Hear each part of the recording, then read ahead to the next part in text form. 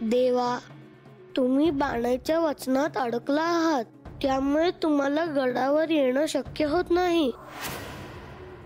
ते मान्य आहे, पण त्यामुळे म्हाळसेला त्रास होतो आहे, हेच तुला सांगायचंय ना? हो गणेश, मलाही ते कळतंय. महायज्ञ नसतं तर हा प्रश्नच उद्भवला नसता, पण आता तसं नाही. गणेश, महायज्ञ हा होणार आणि त्यासाठी दुरून लोक दर्शनाला येणार. त्यात तुम्ही तिथे नसलात तर प्रश्न विचारले जाणार. त्यावर काय करायचं?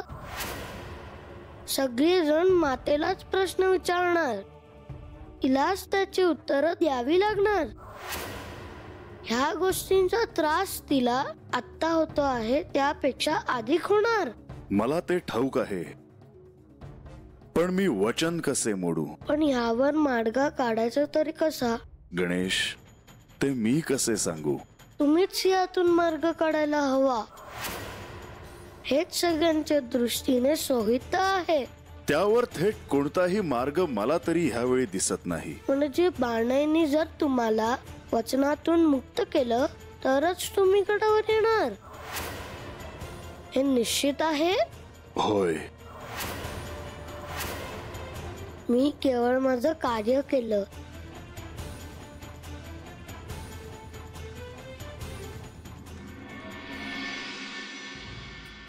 संध्याकाळ उलटून गेली, अजून कसा आला नाही तो गणेश? आई तू शांत बस बरं जरा. माझंही कुठे लक्ष लागत नाहीये. मी पण त्याची वाटच पाहते ना. एवढी कसली बोलणी सुरू असतील त्या पोरासोबत? आई तुला वाटतो तितका सामान्य मुलगा नाहीये तो. बरं बाई, मोठी विभूती आहे तो. मग तर झालं. देवी. लक्ष्मीदेवी, प्रधानजी या.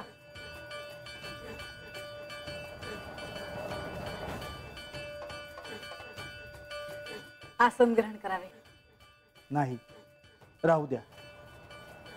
गणेश अजून आलेले दिसत नाहीत, म्हणून भेटायला आलो. आम्ही त्याचीच प्रतीक्षा करतो आहोत. देवी, त्यांची दीर्घकाळ बोलणी सुरू असावीत.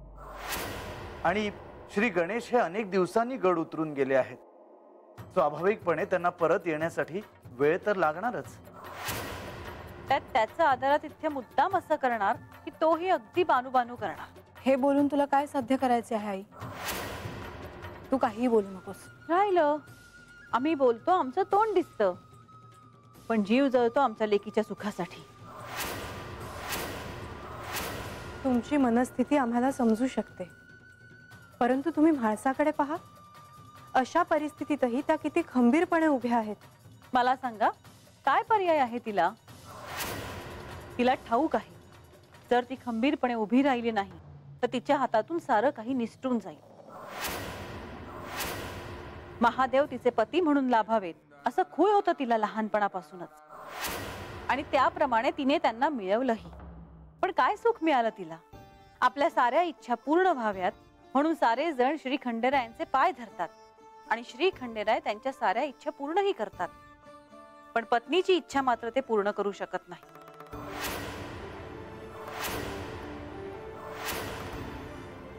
आज म्हाळसा आहे म्हणून सारं काही सहन करू शकली, अजूनही ती सहन करते आहे, पण सहन करायलाही काही सीमा असतात. माझं चुकत असेल तर सांगा मला. एक आई म्हणून तुम्ही जे म्हणता आहात ते योग्यच आहे, परंतु आजपर्यंत म्हाळसाने ह्यातून मार्ग काढला आहे. ह्यातूनही मार्ग निघेल असं हताश होण्याचं कारण नाही. आणि एक गोष्ट नक्की, श्री खंडेरायांचं म्हाळसावर नितांत प्रेम आहे आणि ते त्यांच्याशिवाय फार काळ राहू शकणार नाही. आता श्री गणेश आल्यावर कळेलच पुढे काय होतंय ते. तुम्ही दोघे आलात, मला खरंच खूप बरं वाटलं. आम्ही येतो.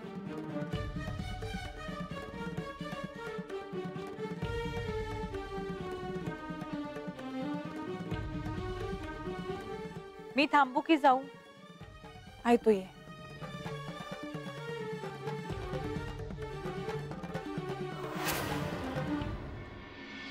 तर मी काय म्हणतो चौडप्पा, अजून कसं ना आलं गणेश? अहो म्हणजे लईच बोला चालल्यात म्हणायच्या. मानलं बाबा त्यास. म्हणजे तुम्हाला मी असंच वाटतंय ना की ते देवासनी घेऊन येते म्हणून? आता आधी मन मानायला तयार नव्हतं, पण आता विश्वास वाटतोय देवगडावर परत येणार म्हणजे येणार. पर बानुबाईनी तरी देवासनी सांगाय ना ग की आता राहू नका म्हणून. होय की, पर देव बी तर कशा पाहिजे थांबल्यात कुणास ठाव. इथं पार आपल्या डोसक्याच्या बाहेरचं आहे. नाहीतर काय, आर पर गणोबा देवगडावर नाही तर गडाला काय बी शोभा नाही बघ. आता देवीने तरी काय करावं? डोळ्यातनं पाणीचा टिपूच नाही येत त्यांच्या. अरे असं कसं? अरे त्यांनी डोळ्यातनं पाणी काढलं तर लोकांच्या डोळ्यातलं पाणी कोण पुसणार बाबा? हा, तरी गणेश त्यांच्या संग बरं आहेत म्हणून बरं आहे. होय की बाबा, अक्षी खरं बोललास बघ गणोबा.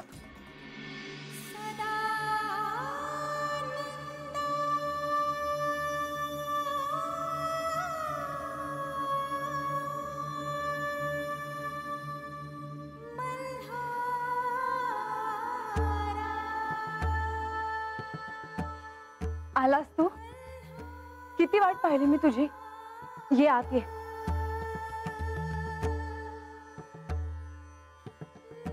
हे नाही आले? हे कुठे आहेत? तू काही बोलत का नाहीयेस?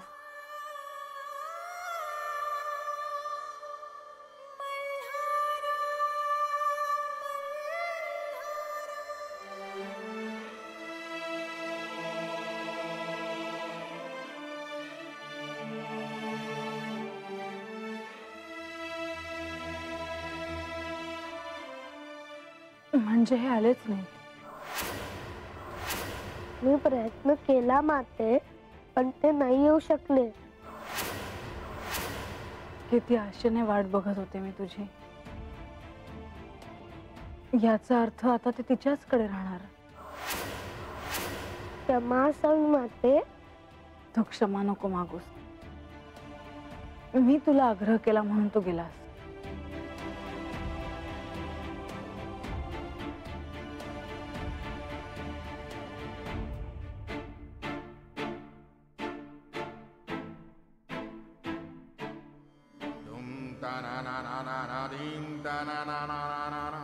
पण मी श्री खंडेरांना सांगितलं आहे, तू एकटी आहेस, त्यांची आठवण काढते आहेस.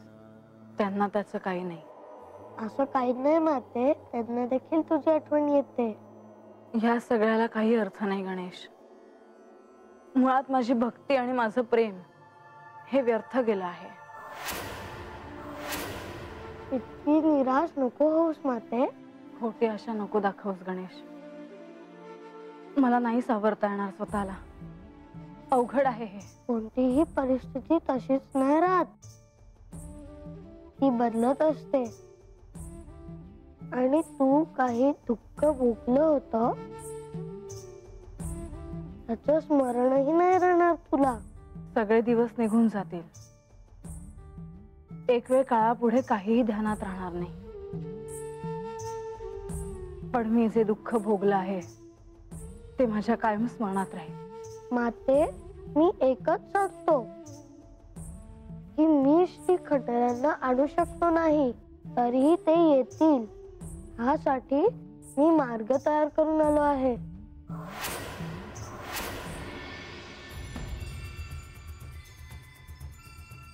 गणेश, मला तुला देखील नाही म्हणावं लागलं.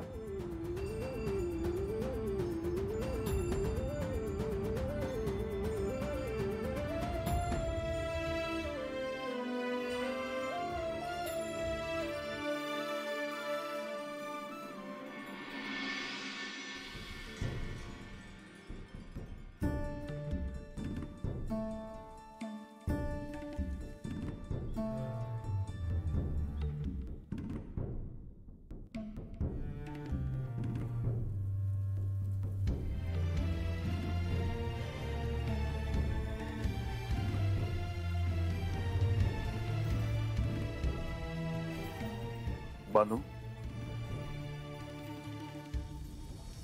जे काही झालं त्याबद्दल तुला जाणून घ्यायची इच्छा आहे. वयजी, ते तर आहेच. मग त्याबद्दल तू बोलत का नाहीस? म्या काय बोलणार? मला ठाऊक आहे की गणेशाच्या इथे येण्याने साऱ्यांनाच विचारात पाडलं आहे. म्हणजे तुम्हासनी वरगडावर नेण्यासाठी कोण कोण काय काय करत आहे ते बघा. अगोदर म्हाळसाताईंचं मायन बा हात येऊन गेलं, मग प्रधानजी हात येऊन गेले, पर तरी बी तुम्ही गेला नाही. आणि ह्यावेळी मला गणेशाला नाही म्हणावं लागलं. त्याला नाही म्हणणं एवढं सोपं नाही. म्हणजे तेव्हा तुमच्या मनामध्ये गडावर जायचं आहे असं होतं वय? देवा, मला कळना झालंय बघा. तुम्हासनी गडावर नेण्यासाठी समद्यासनी एवढं हातपाय कशापाय मारावं लागते, आणि ते बी तुम्ही हात माझ्याकडे आहे म्हणून. बानू, केवळ तेच एक कारण आहे असं नाही. केवळ माझ्या इथे राहण्याशी निगडीत नाहीये ते, तर ते त्या महायज्ञाशी निगडीत आहे. ह्या महायज्ञासाठी गडावर सर्वत्र तयारी सुरू आहे. दुरून लोक येणार आहेत, ऋषीमुनी, विद्वान सर्वजण येणार आहेत. गडावर प्रसन्न वातावरण आहे. वयजी, ते ठावा आहे मला. बानू, हे सर्व त्या महायज्ञासाठी सुरू आहे आणि त्यासाठी मी तिथे असणं अत्यंत आवश्यक आहे. आणि म्हणूनच सर्वजण त्यासाठी प्रयत्न करत आहेत. आणि त्यात म्या तुम्हासनी हात थांबवून ठेवलं आहे असंच नव्ह? बानू, ह्या परिस्थितीत मी काय करणार आहे हा प्रश्नच आहे. कारण ही परिस्थिती इतकी सामान्य नाही, अत्यंत कठीण आहे. आणि ह्या परिस्थितीतून मार्ग कसा काढायचा हे अजून मला कळत नाही.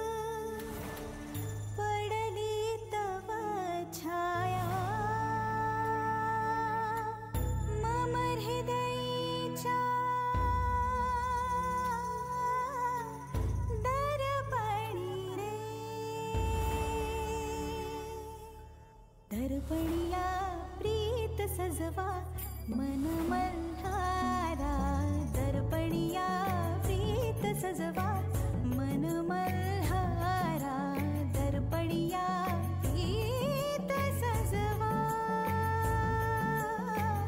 मन मल्हारा.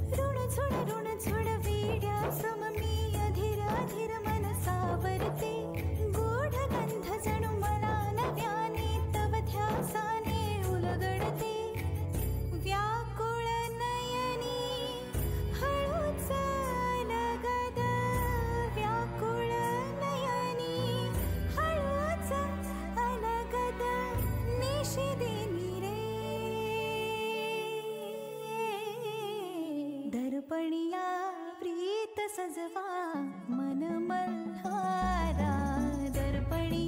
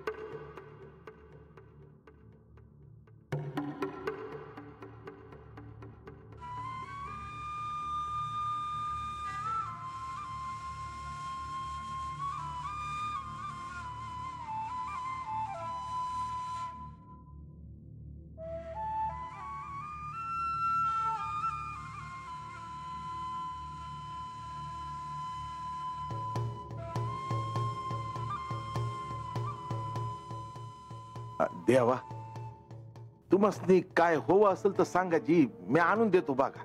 नाही अशामेळ, काहीच नको मला.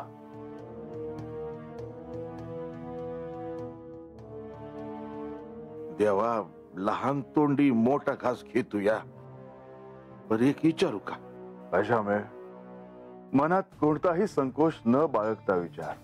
माया बानूशी लगीन करण्यासाठी 12 वर्ष ही जेजुरी सोडून तुम्ही चंदनपुरीला आला होता.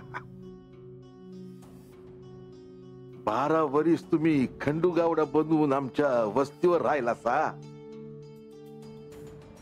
आमच्या घरला चाकरी केली सा. माळसा देवीचा राग सोसला सा. आणि नंतरच्याला माया बानूशी लगीन करून तिला तुम्ही हातात घेऊन आला सा. होय, म्हाळसेने बानूला गडावर यायचं नाही असं निक्षून सांगितलं होतं. आणि म्हणून विश्वकर्मा ह्यांच्या करवी एका रात्रीत हा प्रशस्त वाडा बानूसाठी बांधला. खरं आहे, तुमचं उपकारच आहे ती. नाही अशामुळे हे उपकार नाहीत, तर हे बानूप्रती माझे कर्तव्य होते आणि ते मी करणारच होतो. देवा, तुम्ही चंदनपुरीत होता तेव्हा तुम्ही जेजुरीत यावं म्हणून कुणी बी हातपाय हलवलं नसत्याल. पर हत तुम्ही जेजुरीत असून बी समधी जण तुम्हाला गडावर माघारी यावं म्हणून भेटायला यायला लागले. ती अशी काय चूक झाली माया बानूची म्हणून समधी जण असं वागत आहे ती. नाही अशामुळे ह्यात बानूची काहीच चूक नाही.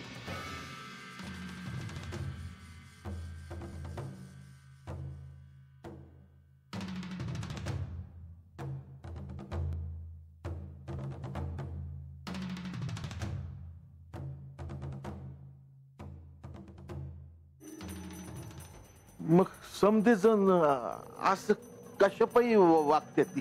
अशामुळे अरे गडावर महायज्ञ होणार आहे आणि हे त्यासाठीच चाललं आहे. ते असेलच, मला असं वाटतंय की नुसतं हेच कारण नाही बघा देवा.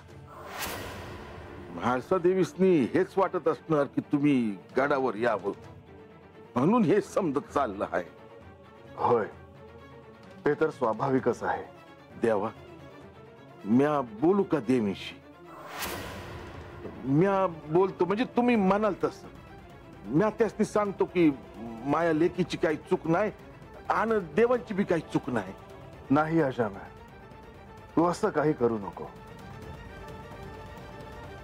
अरे हे जे काही चाललं आहे ते असंच चालत राहू दे. योग्य गोष्टी योग्य वेळीच घडतील.